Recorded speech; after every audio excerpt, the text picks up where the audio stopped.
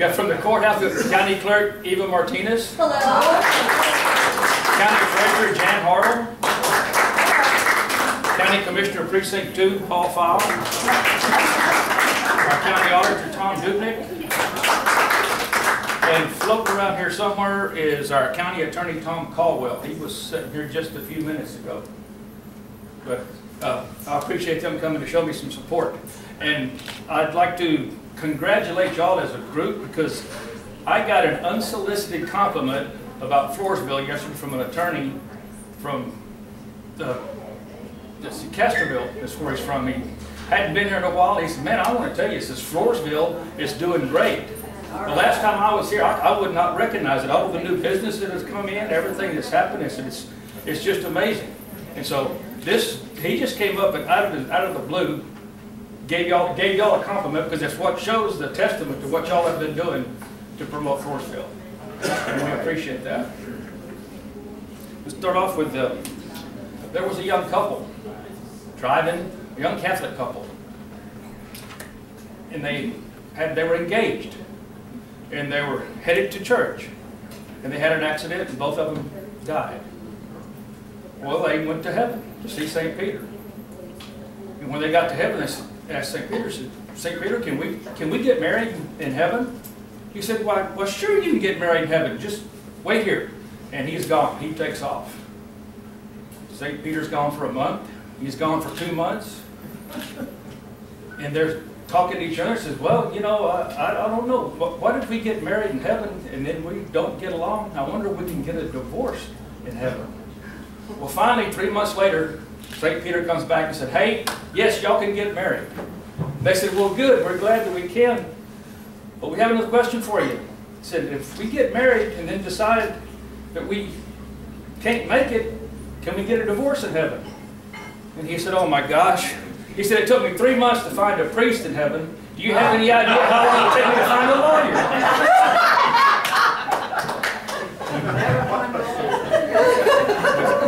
Back to Wilson County, we're kind of just moving along. We haven't got as many things going as a city, like the infrastructure y'all have with the sewer lines and things like that.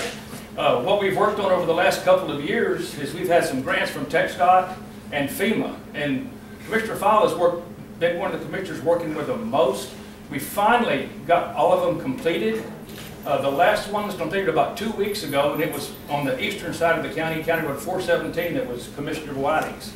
It was just completed. That is all done, and actually they've been completed long enough, they probably had enough wear and tear on them, they need something done again. But that is what's going on there. What I would like to do is explain to y'all, and where's LaWanna? LaWanna told me, she says, oh, there you are, you can see you over there now. Told me to tell y'all, you know, okay, now that we've had this fruit basket turnover, where is all the offices located? Well, back in 2011, when the courthouse was condemned, everybody had to move out, except Eva. Of course, she was not in the courthouse. She was in a little add-on, annex, whatever you want to call it. Moved to the school, the courthouse annex 3 over there, not annex 3, it's just the courthouse annex. What we did, we remodeled the courthouse, and to do this, we passed, and through the help of the people in Wilson County, got certificates of obligation, and to the tune of $8.5 million. And what that was for was $2.5 million that was going to be to restore and renovate the courthouse. $4.5 million was going to build a new criminal justice center for district attorney and a new district courtroom. And $1.5 million of that was going to be for the new library. And that was going to take up the $8.5 million. Well, we got it all done. We went through that and we worked feverishly to get this done and get it done within budget. Well, we got the courthouse done. We got the criminal justice center done. The courthouse, we had, like I said, the $2.5 million. The criminal justice center, $4.5 million. And we got to add on, there were other things that we could do, but I was told that we were going to run out of money before we got that far. Well, there was a parking lot that we got a grant from San Antonio River Authority to help with that. So that was a little addition that we got to help with the criminal justice center. And we remodeled the old library for a new tax assessor collector's office. And that was, to me, extra. So we got all of that done, and then we ended up, we had $822.95 left over. That's what you gave the Historical Society. That's it. No, we actually had to turn that back in, and we'll put it on the debt service. Yeah. That's where it went to. But I was very excited because we had two projects that we didn't think we were going to get done, accomplished. And I was excited about that. What I want to do is tell everybody where we are now, where the offices are, not necessarily where the county is, but in the courthouse, upstairs, the county attorney's office. And here's our county attorney, Tom Caldwell. And most of his offices are upstairs. He has himself and 2 assistants and 2 clerical people, or not, I won't say clerical people, but and an investigator. And now downstairs in the corridor, there is going to be another assistant county attorney.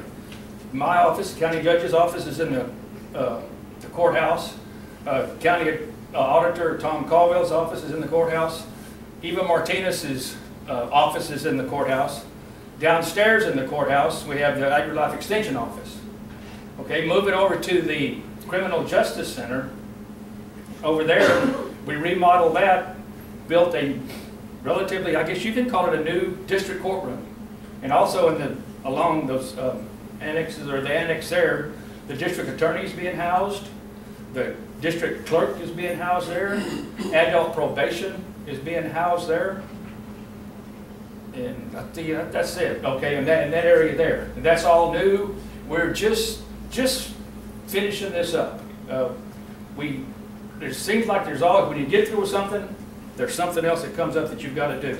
I don't know how, and so one of these days, I'm sure we'll be finally completely through with it. Okay, the library, which is pretty simple. The library's in the library. It's over right off at the corner of 3rd Street and Railroad. And I think that is an outstanding improvement from what we had before. And plus, there's lots of room. There's going to, and Nikki does an excellent job with what she does there. I'm real happy that we have her working there. The old library is now the new tax assessor collector's office. And now in Wilson County, when you go pay your taxes, you go to one location, and that is the location. It's the old library, the new tax assessor collector's office. We've got a sign on it, but it's still, you can see people going to the old one because it's just habit, and habits are hard to break. In the old tax assessor collector's office, which was before that the old jail, we have the county treasurer.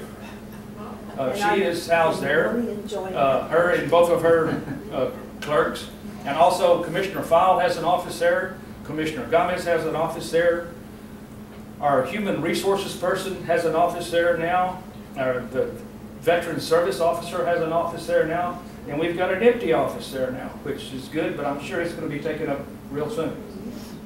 Okay. The old adult probation office is now the archives for the Wilson County Historical Commission and Society.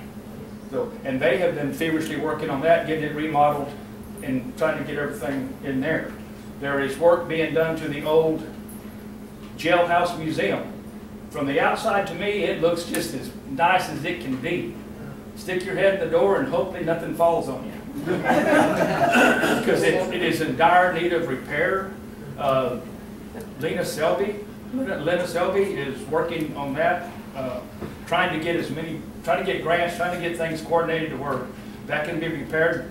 The Commissioner's Court, about 2 Commissioner's Courts ago, okayed to put a new roof on that building, which water damage is the main thing that's caused all of the damage inside.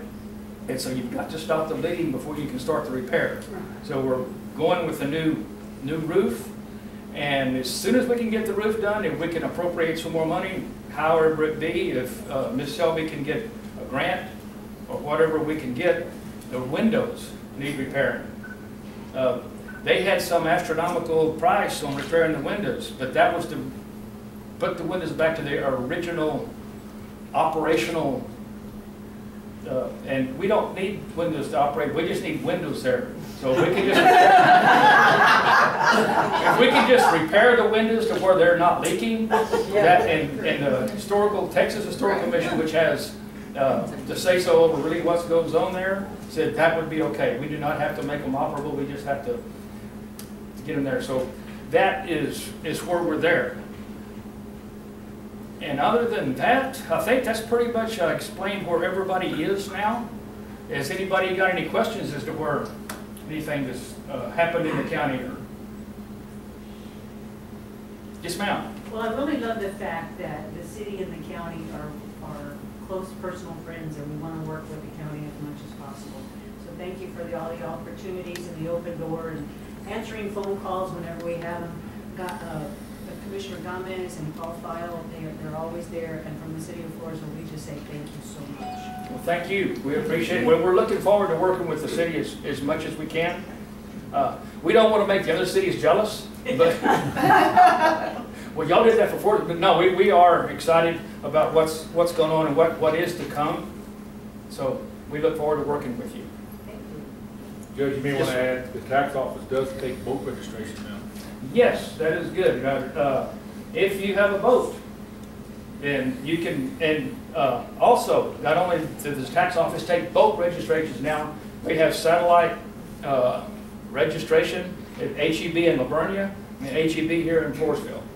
So I don't think the one here in Floresville is going to be that handy for you, but the one in the Livonia area is going to be real handy for the people on the eastern side of the county. That's steps that are being taken that it's moving us forward. All right. Yes, ma'am. One thing I'd like to add, the museum is having a terrible time with that, but Lena has a gun raffle going on right now for a handgun called the Judge, and I have tickets. I just happen to have tickets, but they're $5 each, and the drawing will be June 20th. For $10 each. $10. I'm sorry, $10 each. Thank you. I've already been captured. Yes, I I was going to keep the tickets and put my name on it. But anyway, no, it's on June 20th at the next Historical Society meeting at the Rachel House for our summer picnic. We'll be drawing for the handgun. So anybody that needs tickets or wants to support the museum in any way, please let us know. I appreciate it. Yes, thank you. That will be handy because they are going to go out for as many grants as they can to help repair the inside of the jailhouse museum. And to get that done, a lot of times there has to be matching. Yes. So this could be used towards that. Yes, sir. Are there any countywide initiatives for high-speed internet, or is it just city working on it? Well, but I'm not really up on that. I don't know, Commissioner File, you were I know they're looking at some issue right now with the city of Floresville. Right. In partnership with trying to get something down here. I don't know where it's at this time. Maybe the mayor or Mr. Baker, I know you were at the meeting also, where we stand at this point. Yeah, and I don't know if everyone knows, but Frontier bought out Verizon. Verizon owned, or whatever, controlled this territory. And for years and years, we tried to get high speed in here through Verizon, and they just said it's not on our corporate plans to bring that about. Frontier bought Verizon out, and we've had one or two meetings with a company out of Dallas called iWire 365, who basically said we're bringing high-speed fiber into Floresville, Wilson County, and we've got the money. We don't need your money, but it's going to, that looks like, and from our FEDC's attorney's viewpoint, it's probably a minimum of a year to a year and a half away. In the meantime, Frontier is laying cable in Floresville right now, and they expect to have the city wired by the end of the year or the first quarter of next year. And what they intend to do is offer packages like big cities have, where you can, for so much a month, you can buy so many channels of cable, have high-speed internet and phone service. And so I don't know how all of that is going to mesh. I think that the iWire is really bringing super high-speed fiber here, and maybe Frontier is not as speedy as businesses would like.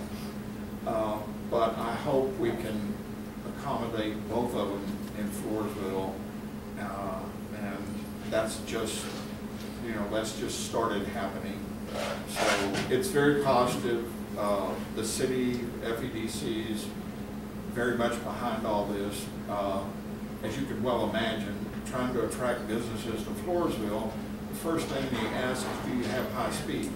And when you say, we're working on it, they go other places that do have high speed. And so it's a very positive improvement for Floresville and Wilson County, and it will serve to attract more business, more people, more residents, and grow both Floresville and Wilson County.